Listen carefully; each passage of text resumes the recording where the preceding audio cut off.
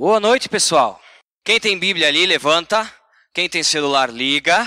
Que agora nós vamos ter um minutinho para estudar um pouco da palavra de Deus, ler alguns versículos, tentar entender o que aconteceu. E eu fiquei refletindo muito sobre o sacrifício. E hoje a gente comemora bastante, então, o nascimento. E o que isso significa para nós? O que o nascimento de Jesus significa para nós que somos cristãos, né? E eu gostaria que vocês abrissem a Bíblia, então, em Mateus, primeiro livro do Novo Testamento, no primeiro capítulo, versículo 21. Pode abrir ali. Se você não tem Bíblia, senta do lado de alguém que tem, pode ler junto. Acho que o Paulinho vai projetar para nós ali. Mateus 1, versículo 21. Vou ler aqui para vocês. Ela dará à luz a um filho, e você deverá dar-lhe o nome de Jesus. Isso é o Espírito Santo falando para José, né? Porque ele o quê? Não ouvi, muito baixinho. Porque ele o quê? Salvará o seu povo dos seus pecados. Aqui basicamente é o resumo de quem é Cristo e do que ele veio fazer na nossa vida. Ele veio o quê? Salvar. Veio nos salvar. Eu fiquei refletindo e pensando um pouco, e quando Jesus se apresentou depois para os discípulos, depois que ele ressuscitou e tal, nas mãos dele tinha a marca, né, dos pregos da cruz. E aquelas marcas, na verdade, eram as marcas do nosso pecado. Eram as marcas daquilo que ele sofreu por nós. Estavam lá. E os discípulos, teve um que queria tocar, inclusive, né? Pegou e colocou a mão, sentiu as marcas do nosso pecado na mão de Cristo. O fato é que, há 2000 anos atrás, nasceu o Salvador.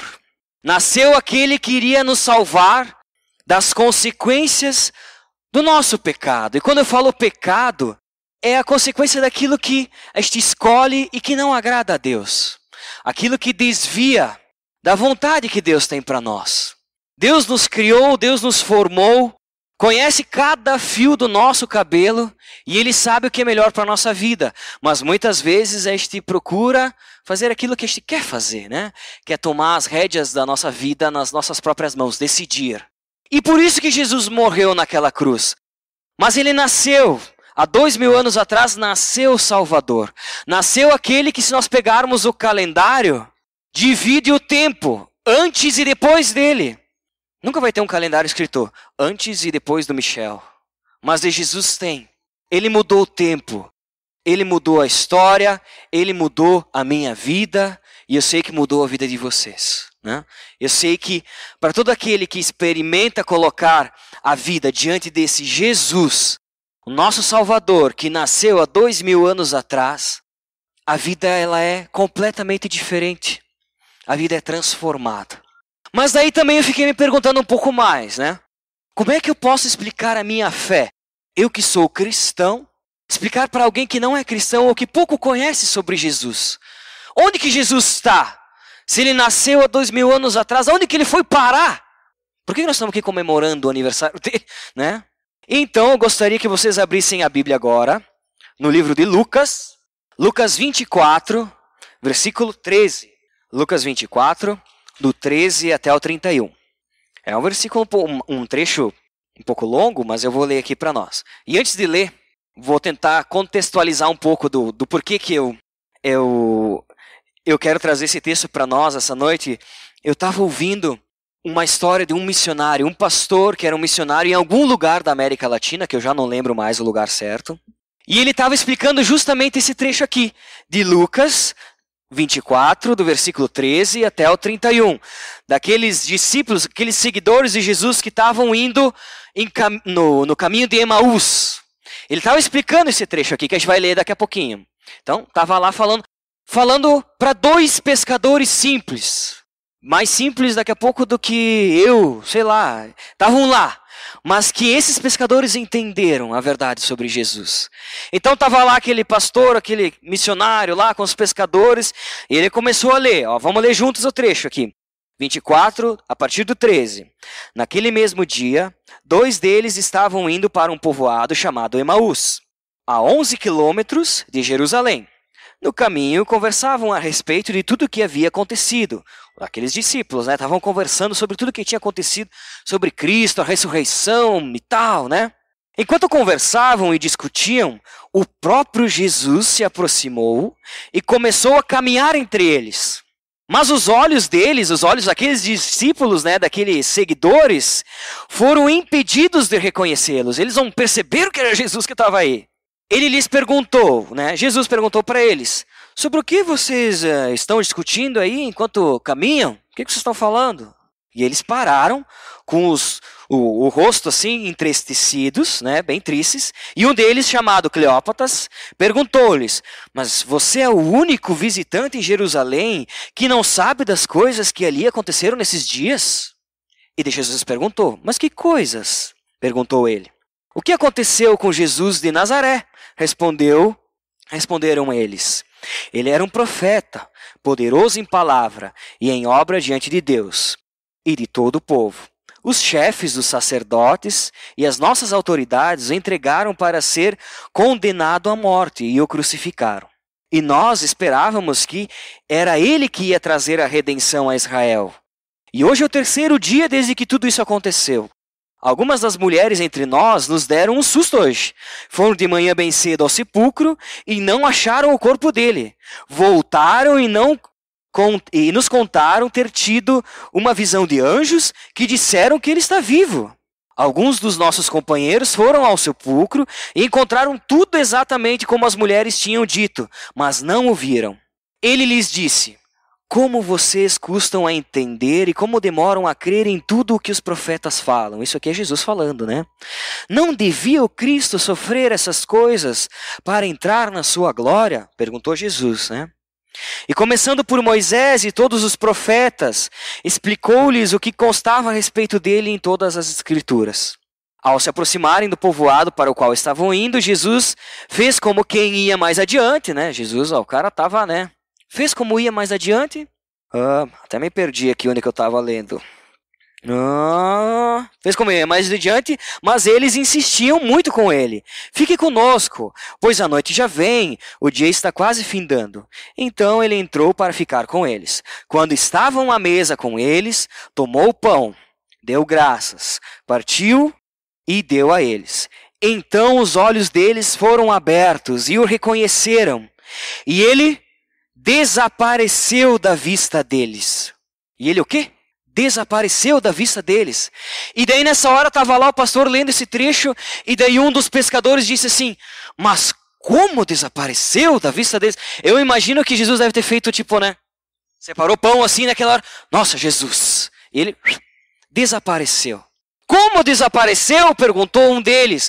E o outro foi mais rápido ainda e disse, ele não desapareceu, ele está em nós. Cristo não desapareceu, Cristo nasceu há 2000 anos atrás, morreu na cruz, ressuscitou e hoje está em nós. E essa é a verdade do Evangelho. Essa que é a boa notícia. É isso que Cristo fez. Ele nasceu para nos salvar e para estar em nós. Cristo em nós. Cristo conosco. Em cada um de nós, por meio do seu Espírito, né? Quando Cristo se revelou a você?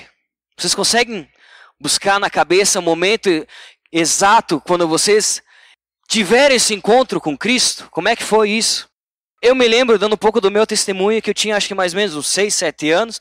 Eu tinha feito o abismo ligado na salinha com as crianças, e no corredor da casa que a gente morava ali com o pai e a mãe, lá no Santa Marta, eu tive um encontro com Cristo. E a partir daí minha vida mudou. Quando eu percebi que Cristo estava em mim, a minha vida mudou.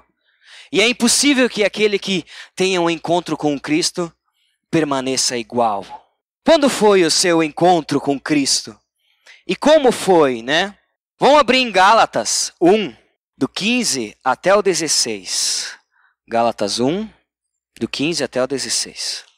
Gálatas 1, 15 e 16 diz assim: mas Deus me separou desde o ventre materno e me chamou por sua graça, quando lhe agradou. E essa é a frase que eu gostaria de só se dizer que Paulo fala, que eu acho que nos impacta. Ele repete muitas vezes isso, que diz assim: quando lhe agradou revelar o seu Filho em mim, para que eu anunciasse entre os gentios. Mas Deus me separou desde o ventre materno, para que eu anunciasse entre os gentios. E quando lhe agradou, quando agradou a Deus, Ele revelou o seu Filho para mim. E eu sei que Cristo foi revelado um dia para cada um de nós. E quando a gente tem esse encontro com Cristo, quando Ele é revelado a nós, não tem como nós esquecermos que o dia 25 nos traz à memória o nascimento de Jesus e não o Papai Noel. Quando a gente tem um encontro com Cristo e quando Deus revela o seu Filho em mim, não tem como a gente passar a vida e não lembrar de Cristo, do sacrifício dele, daquilo que ele fez por todos nós.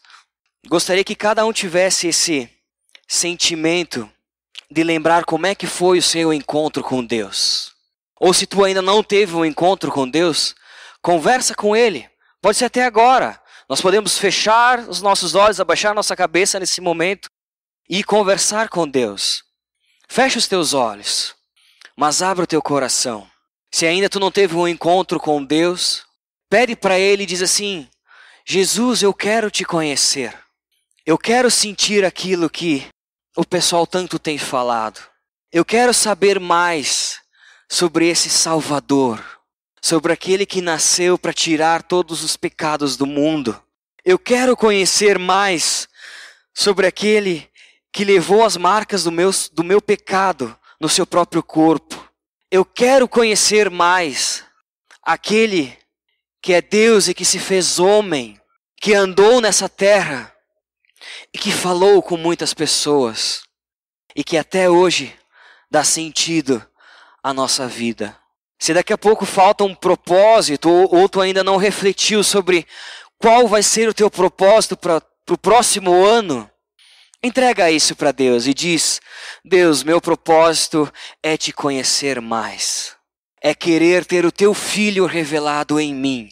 Há 2000 anos atrás nasceu aquele que dá sentido à nossa vida. Nasceu aquele que é a nossa direção. Nasceu aquele a quem nós buscamos imitar. Nós buscamos ser semelhantes. Ter uma vida semelhante à de Cristo, à de Jesus. E é isso que no final do ano, no dia 25, nós podemos relembrar. Relembrar que Cristo nasceu para nos salvar, mas que Ele está conosco e que Ele nos capacita a andarmos como Ele andou e fazermos a diferença nesse mundo, assim como Ele fez. Pai, eu oro a Ti e entrego cada coração que está aqui essa noite, Senhor, para que nós possamos realmente conhecer mais a respeito de Jesus. Nós queremos que o Teu Filho, Senhor, seja revelado em mim, em nós. Assim como Paulo falou inúmeras vezes, Senhor. Nós queremos diminuir para que Cristo possa viver em nós. Não queremos mais nós viver a nossa vida do nosso jeito, mas queremos que Cristo nos dê a direção. Aquele que nasceu, aquele que se entregou, nós queremos que Ele direcione a nossa vida, Senhor. E nós Te louvamos porque nós sabemos que Ele está conosco. Assim como aqueles pescadores, nós também queremos ter a conclusão de que Cristo está em nós. Que Ele não desapareceu, que Ele não está distante, que Ele não é uma lenda, mas Ele está em nós. Pai, nós queremos viver esse Cristo em nós, todos os dias, Senhor. E eu Te louvo porque eu sei que, por mais que esse ano tenha sido um ano difícil, nós sentimos o amor de Cristo na nossa vida. E nós estamos aqui nessa última celebração do ano, Pai, para Te agradecer por tudo aquilo que o Senhor fez por nós, Pai. Nós Te louvamos em nome de Jesus. Amém.